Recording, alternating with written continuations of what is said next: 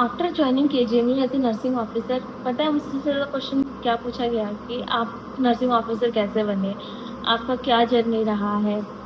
And बहुत सारे nursing students का मेरे पास मैसेज भी आ रहा था कि मैम अपना नर्सिंग ऑफिसर का जर्नी शेयर करिए हम सभी लोगों के साथ। और बहुत सारे लोग मुझसे पूछ भी रहे थे कि आपने बीएससी किया है, जीएनएम किया है, नर्सिंग की प्रिपरेशन के टाइम पे आपने कैसे कोचिंग ली थी, कि आपने सेल्फ स्टडी किया था, कितने घंटे आपने पढ़ाई की थी, आपने मोटिवेटेड कैसे रखा ड्यूरिंग द प्रिपरेशन। बहुत सारे क्वेश्चन मुझसे पूछ रहे थे। तो मैंने सोचा कि क्यों ना एक वीडियो बना के इन सभी सवालों का जवाब दिया जाए। एंड मैं आपको ऑनेस्टली अपनी पूरी जर्नी आप लोगों के साथ शेयर करूँगी। So hello everyone, I am Nancy, nursing officer eight KGMC Lucknow. सबसे पहला क्वेश्चन ये था कि मैंने नर्सिंग कहाँ से की है। तो मैंने दिल्ली से नर्सिंग की है, क्योंकि I am from Delhi and वहीं की नर्सिंग कॉलेज से मैं अपनी नर्सिंग कंप्लीट की है। दूसरा, मुझसे लोग पूछ रहे थे कि मैम आपने जीएनएम किया है या फिर आपने बीएससी किया है। तो गाइस, मैंने बीएससी नर्सिंग किया है, बीएससी ऑनर्स नर्सिंग। एंड काफ़ी लोगों का ये भी सवाल था कि बीएससी करना बेस्ट है या जीएनएम करना बेस्ट है। तो देखो, बेस्ट दोनों है, ख़राब कोई भी नहीं है। मेरे अकॉर्डिंग अगर मैं अपना बताती हूँ, सबका अपना अलग अलग पॉइंट ऑफ व्यू होता है, बट मेरे अकॉर्डिंग कि जो स्टूडेंट्स अभी 12th में हैं एंड वो नर्सिंग को करियर बनाना चाहते हैं, तो गाइस आप लोग जीएनएम ना करें।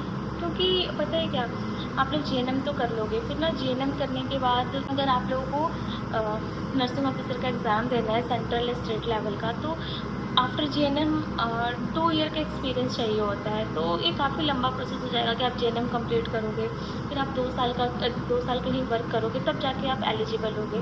तो इससे अच्छा है कि आप जीएनएम ना करके आप बीएससी नर्सिंग ही करें, तो ये ज़्यादा अच्छा रहेगा। तो मेरे अकॉर्डिंग तो बीएससी ही करें। एंड जो लोग जीएनएम कर रहे हैं तो ठीक है, जो लोग कर रहे हैं वो लोग अपना कंप्लीट करें एंड आगे फिर अपना बेस्ट करें, और क्या। लेकिन जो अभी स्टूडेंट 12th में है तो वो लोग अभी अवॉइड करें। मेरी जर्नी क्या रही है, 2023 जुलाई में मेरी नर्सिंग कंप्लीट हुई है एंड मेरे फर्स्ट अटैम्प्ट में ही मैंने केजीएमयू का एग्ज़ाम क्रैक कर लिया है। मैंने 2024 में केजीएमयू ज्वाइन कर लिया था। तो मैं अगर अपने जर्नी की बात करूँ तो after completion of my nursing course बहुत डट के पढ़ाई की थी सच में। रात में सही बताऊँ तो नींद नहीं आती थी। कोर्स के कंप्लीट होने के 6 महीने तक मैंने तैयारी की थी। 2023 में मेरा कोर्स कंप्लीट हो गया था एंड 6 मंथ्स के लिए मैंने ब्रेक लिया था तैयारी करने के लिए। और कभी ये भी सवाल था कि मैंने कोचिंग लिया था क्या कहीं से, तो जी हाँ, मैंने ऑनलाइन कोचिंग लिया था। और ऑनलाइन कोचिंग लिया था, ऑफ़लाइन क्यों नहीं लिया, तो इसका रीज़न ये है कि मुझे लगता था कि अगर मैं ऑफ़लाइन लूँगी तो आने जाने में मेरा बहुत टाइम वेस्ट होगा, जो कि मैं करना नहीं चाहती थी। तो मैंने ऑनलाइन कोचिंग ली थी।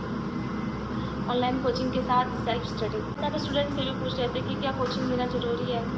तो नहीं, ऐसा नहीं है कि बिल्कुल आप कोचिंग लेंगे तभी आपका सिलेक्शन होगा, ऐसा कुछ नहीं है। ऐसा कोई मैंडेटरी नहीं होता है कि कोचिंग से ही होगा। बहुत सारे मेरे फ्रेंड्स भी ऐसे हैं कि जिन्होंने कोचिंग नहीं ली थी और उनका सिलेक्शन हुआ है। और सिर्फ ऐसा नहीं कि केजीएमयू में हुआ है, अलग अलग डीएसएसबी में हुआ है, नॉर्सेट में हुआ है। तो बहुत जगह ऐसा कुछ नहीं है कि आपको कोचिंग लेना बहुत ज़्यादा कंपल्सरी है। देखिए, कोचिंग लेने से क्या होता है कि वो लोग ना आपको एक डायरेक्शन प्रोवाइड कर देते हैं। वो लोग कोचिंग में आपको मतलब इज़िली बता देते हैं कि क्या बहुत वो लोग पढ़ाते रहते हैं ना, तो उन लोगों को बहुत एक्सपीरियंस रहता है कि अच्छा कौन से बहुत हॉट टॉपिक्स हैं जो एग्ज़ाम में आ सकते हैं। तो थोड़ा-सा क्या होता है कि टाइम कम लगता है। बाकी ऐसा नहीं है कि हाँ, आप कोचिंग ही लेंगे तभी आपका सिलेक्शन होगा, ऐसा कोई इम्पोर्टेंट नहीं है, ठीक है। सेल्फ स्टडी से भी लोगों का सिलेक्शन होता है। किसी ने मुझसे पूछा था कि मैम आप कितने घंटे पढ़ती थी? क्या आप 6-6, 7-7, 8-8 घंटे पढ़ती थी? तो अरे नहीं भाई, इतना कोई नहीं पढ़ पाता है, 6-6, 8-8 घंटे कोई नहीं पढ़ पाता है। आप अपना एवरेज 3 से 4 घंटे रेगुलर पढ़ते हैं ना, वो बहुत इनफ होता है, ठीक है। रेगुलरली पढ़िए, कंसिस्टेंटली पढ़िए।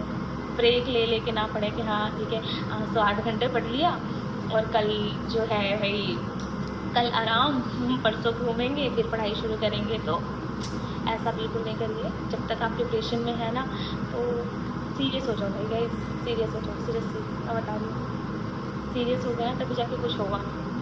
तो भाई तुम 2 ही घंटे पढ़ो, लेकिन रोज क्वेश्चंस लगा रहे हो ना, सुबह लगाओ 100 क्वेश्चन, शाम को लगाओ 100 क्वेश्चन, लेकिन कंसिस्टेंटली लगाओ। ये नहीं कि एक दिन में 1000 क्वेश्चन लगा दे दूसरे दिन भाई कुछ नहीं, ऐसा ऐसे नहीं होगा सिलेक्शन। तो मेरी बात थोड़ी बुरी भी लग सकती है, बट भाई डेली पढ़ना होगा। 6 महीने रेगुलर पढ़ लो, मैं गारंटी लेती हूँ सिलेक्शन होगा, क्यों नहीं, कहीं भी चलेगा सिलेक्शन पक्का होगा। लोगों को क्या करना है, कंसिस्टेंटली पढ़ना है और 8 घंटे तो बिल्कुल नहीं पढ़ना है। 3 से 4 घंटे पढ़ो बहुत होता है, बहुत 3 से 4 घंटे पढ़ो, रेगुलर पढ़ो। 6-7 महीने बहुत ज़्यादा है। नर्सिंग की एग्ज़ाम की तैयारी कर लिया और आपका सिलेक्शन कंफर्म होगा, ठीक है। कंसिस्टेंटली पढ़ना होगा, टॉपिक पे ज़्यादा फोकस किया। तो देखिए नर्सिंग में तो ऐसा है कि एमएसएन, कम्युनिटी, साइकेट्री, ओबीजी सारे ही इम्पोर्टेंट टॉपिक हैं। तो ऐसे तो है नहीं कि कुछ छोड़ के जाना है। हाँ लेकिन जो आपके थोड़े वो वाले क्वेश्चन जो है ना फर्स्ट ईयर वाले सब्जेक्ट्स, साइकोलॉजी, सोशियोलॉजी, तो उसको आप छोड़ सकते हो, ठीक है। बाकी तो सब्जेक्ट्स तो सारे ही इम्पोर्टेंट हैं, सेकेंडरी, सीएचएन सब इम्पोर्टेंट है। तो सब पढ़ना है और अच्छे से पढ़ना है। देखो पता है सिलेक्शन होने के बाद ना सब अच्छा लगता है, लेकिन ऐसा नहीं है कि जिस फेज़ में आप लोग हो मैं नहीं थी, मैं भी उसी फेज़ से गुजरी हूँ। एंड मुझे पता है कि वो जो प्रिपरेशन वाला टाइम होता है ना कितना टफ़ होता है, बहुत टफ़ होता है। आप पढ़ाई करते हो लेकिन ना आपके दिमाग में क्या चल रहा होता है, क्या होगा क्या नहीं होगा, हम लोग एग्ज़ाम निकाल पाएंगे नहीं निकाल पाएंगे, बहुत सारी चीज़ें दिमाग में आती है, बहुत नेगेटिविटी आती है, बहुत कुछ होता है। लेकिन ये सब कुछ होता है, सबके साथ होता है, बट पढ़ाई करो। देखो पढ़ाई से ही कुछ हो सकता है, ठीक है। तो ये सब चीज़ें सबके साथ होती है। पता है खुद भी बहुत ही मोटिवेटेड फील होता था।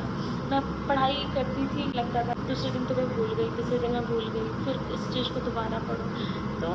तो वो ना बहुत स्ट्रगलिंग टाइम, वो ना जो स्ट्रगल टाइम होता है ना वो सबके लिए बहुत टफ होता है। तो लेकिन हिम्मत मत हारना, मैं यही कहूँगी कि हिम्मत मत हारना, लगे क्यों नहीं होगा सिलेक्शन। और